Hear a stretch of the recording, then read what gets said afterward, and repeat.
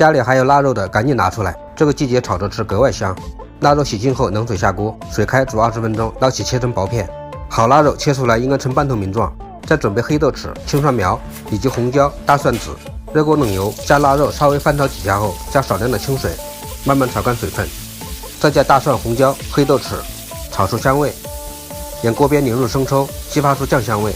最后倒入青蒜苗，炒至断生后即可出锅。简单好做，看着就想吃。